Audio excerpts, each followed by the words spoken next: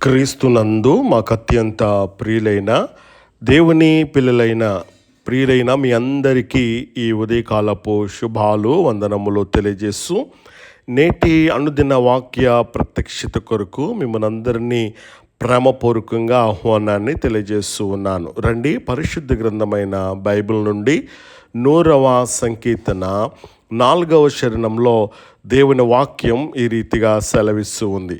కృతజ్ఞతార్పణలు చెల్లించుచు ఆయన గుమ్మములలో ప్రవేశించుడి, కీర్తనలు పాడుచు ఆయన ఆవరణములో ప్రవేశించుడి. కీర్తనలు పాడుచు ఆయన ఆవరణములో ప్రవేశించుడి.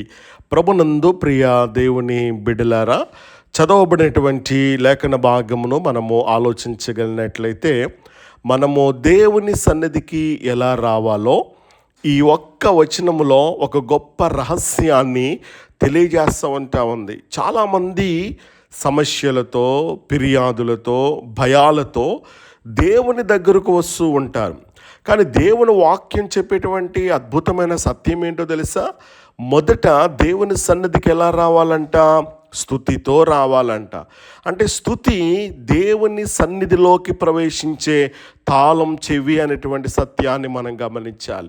స్తుతి దేవుని సన్నిధిలో ఏం చేస్తూ ఉంటుందంటే ప్రవేశింపజేస్తూ ఉంది. గుమ్మములలో ప్రవేశించుడి అనే మాటకు అర్థం దేవుని సన్నిధిలోకి అడుగు పెట్టడం. స్తుతి మన హృదయాన్ని దేవుని వైపు త్రిప్పుతూ ఉంటుంది. స్తుతి అవిశ్వాసాన్ని తొలగిస్తుంది. స్తుతి విశ్వాసాన్ని పెంచుతూ ఉంటుంది. ఉదాహరణకి పౌలు శీలలో చెరసాలలో అర్ధరాత్రి వేళ వారు ఏం చేస్తూ ఉన్నారు? స్తుతిస్తూ ఉన్నారు. మరి స్తుతించినప్పుడు చెరసాల తలుపులు తెరుచుకున్నట్లుగా అపోస్తుల కార్యముల గ్రంథం 16వ అధ్యాయములో మనం చదువుతూ ఉన్నాం. అలాగైతే కనుక ఈరోజు నీ పరిస్థితి తలుపులు మూసిన పరిస్థితి ఏమో, స్తుతి చేసే దేవుడు తలుపులు తెరుస్తాడు. దేవునికి మహిమ కలుగునుగాక. స్తుతి కృతజ్ఞతతో నిండినటువంటి హృదయము నుండి రావాల. వాక్యం చెబుతున్న మాట, ఆయనకు కృతజ్ఞతాస్తుతులు చెల్లించుడి. స్తుతి కేవలం పాట కాదు, స్తుతి కేవలం సంగీతం కాదు, స్తుతి ఒక కృతజ్ఞతతో కూడినటువంటి జీవితం. హల్లెలూయా. ఆయన ప్రాణమిచ్చాడు, ఆయన ఆయుస్సునిచ్చాడు, ఆయన రక్షించాడు, ఆయన కాపాడుతూ ఉన్నాడు, ఆయన నడిపిస్తూ ఉన్నాడు. ఇన్ని మేలులు చేసినటువంటి దేవునికి మనం స్తుతి చెయ్యకపోతే ఇంకెవరికి మనం చేస్తాం? స్తుతి దేవుని మహిమను ప్రకటిస్తూ ఉంటుంది. ఆయన నామమును స్తుతించుని. దేవుని నామం అంటే ఆయన స్వభావం. యెహోవా ఈరే అనగా సమకూర్చువాడు ఆయన. యెహోవా రాఫా స్వస్థపరచువాడు ఆయన. యెహోవా షాలోం సమాధానమిచ్చువాడు ఆయన. యెహోవా నిస్సి జయమిచ్చువాడు ఆయన. స్తుతి అంటే దేవుని యొక్క గొప్పతనాన్ని ప్రకటించటం. స్తుతి పరిస్థితులను మారుస్తూ ఉంటుంది. పరిస్థితి మారిన తర్వాత స్తుతించడం అనేది చాలా సులభం. కానీ బైబిల్ బోధించే సత్యం ఏంటి?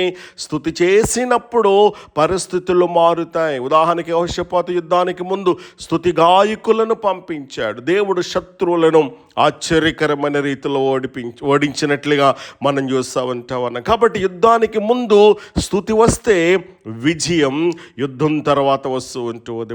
ప్రియ దేవుని బిడ్డల ఆలోచన చేయండి.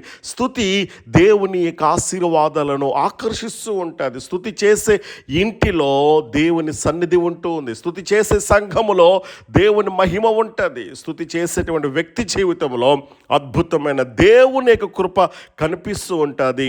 ఎందుకో తెలుసా? దేవుడు తన ప్రజల స్తుతుల మధ్యలో నివసిస్తాడు. హల్లెలూయా. స్తుతికి అడ్డంకులు ఫిర్యాదు చేయటం, కృతజ్ఞత లేకపోవటం, గర్వం, అవిశ్వాసం, పాపపు జీవితం, ఇవి ఉంటే స్తుతి హృదయము నుండి రాదు. స్తుతి చేయవలసినటువంటి సమయాలు మనం గమనించగలిగినప్పుడు ఆనందంలోనూ స్తుతించాలా, బాధలో స్తుతించాలా, ఆరోగ్యంలో స్తుతించాలా, అనారోగ్యములో స్తుతించాలా, విజయములోనూ స్తుతించాలి, అపజయములోనూ స్తుతించాలి. ఎందుకో తెలుసా? దేవుడు పరిస్థితులను బట్టి మారడు. అలాగైతే కనుక ఈ రోజున మనం గమనించవలసినటువంటి విషయాలు ఏంటో తెలుసా? ప్రతిరోజు ప్రార్థనకు ముందు స్తుతితో ప్రారంభించాలి. కుటుంబ ఆరాధనలో స్తుతికి ప్రాధాన్యత ఇవ్వాలి. కష్టాల్లో కూడా ప్రభువా నిన్ను స్తుతిస్తున్నాను అని చెప్పగలగాల. దేవుడు చేసేటువంటి మేలును తరచూ జ్ఞాపం చేసుకుంటూ ఉండాలి.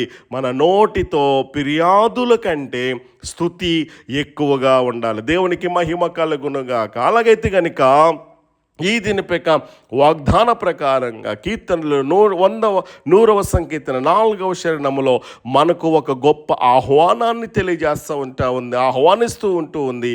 ఈ దేవుని సన్నిధిలోనికి రావాలంటే మొదట అడుగు స్తుతి. దేవుని ఆవరణం నిలవాలంటే కృతజ్ఞత.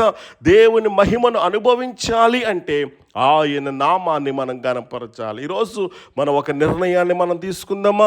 పరిస్థితులు ఎలా ఉన్నా నేను దేవుని స్తుతిస్తాను. ఫిర్యాదు కన్నా కృతజ్ఞతను ఎంచుకుంటాను. ప్రతిరోజు స్తుతులతో దేవుని సన్నిధిలో ప్రవేశిస్తాను. స్తుతులతో ఆయన గుమ్మములోను, స్తోత్రములతో ఆయన ఆవరణములోను ప్రవేశించుడి. ఆయనకు కృతజ్ఞతాస్తులు చెల్లించుడి. ఆయన నామమును స్తుతించుడి. దేవుని నామమునకు మహిమ కలుగునుగాక. ఆ రీతిగా కృపగల దేవునికి గొప్ప నామాన్ని మనం మహిమపరచగలిగినట్లయితే అద్భుతాలు, ఆశ్చర్య కార్యాలు మన జీవితంలో చేయడానికి ఇష్టపడుతూ ఉన్నాడు. అలాంటి గొప్ప కార్యాలు కృపగల దేవుడు మనందరి జీవితాలలో అనుగ్రహించును గాక. ఆమేన్.